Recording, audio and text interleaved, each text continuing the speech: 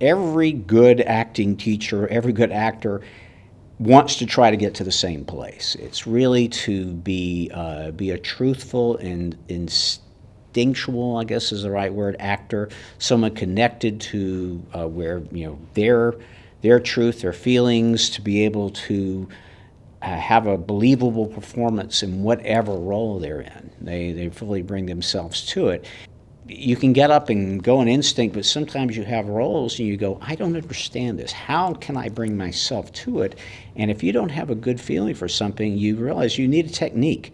You need something that grounds you in truth, and you have I would say, an interconnection to how it feels. I studied voice for many years, and I remember one of my best teachers.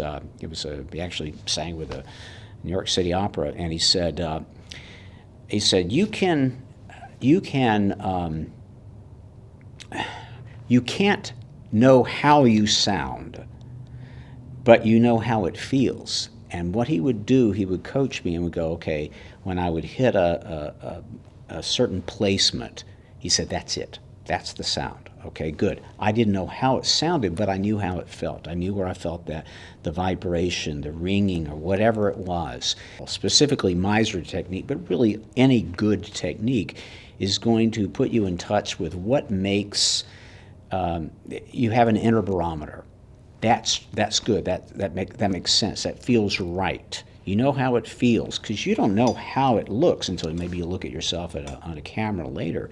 But you know how it feels, and so you need that inner barometer as an actor to know, okay, good, I'm connected, I know what I'm doing. And so when I started at the Playhouse, it was a really wonderful group of young actors, and there was a wonderful camaraderie. It's kind of like going through therapy with each other because you get to see what the others are made of.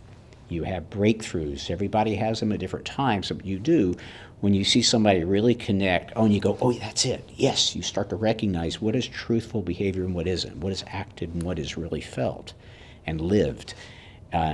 So you begin to attune your eye to that because you see that every day in class. So we would do these exercises, a repetition. You're wearing a blue shirt, and just ad infinitum. It got very frustrating because you thought, oh my gosh, what am I doing this for? And then you realize that it is connecting you to the other person. You put your attention on the other person, and you respond without thinking. It's a process to try to get you out of your head and get you acting from here. And the more and more you do it, it becomes automatic. It's kind of like working as a dancer, working at the bar. You do your pliés, you do all your positions, everything over and over and over, but it's foundational.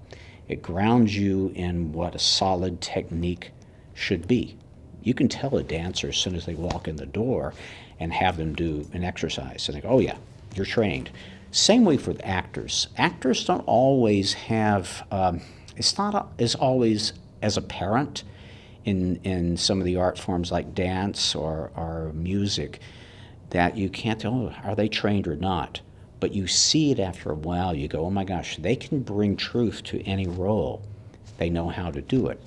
It took me a while to understand it, and I think I've had the benefit of years of applying it, 30 some odd years as a professional actor, to go, oh, that's why we did that exercise. That's why we did that. It wasn't just to drive us crazy. It was to really ground us in foundational technique of the most important skills: listening and answering, really doing, getting the attention off of yourself and on the other person, responding instinctually. So all of those techniques, all those exercises led to the type of acting that when you see, you go, oh wow, I'm really moved by that person. They're not just giving me an artifice or indicating things. They're really feeling it, and so therefore you feel it with them. You're trying to live truthfully under imaginary circumstances, but how do you get there? Well, it's just a series of exercises that become more and more complex, and so you apply that to your scene work, and and you live truthfully under imaginary circumstances and actually affect the audience. So it gives you a solid technique to be able to apply to make those roles come to life.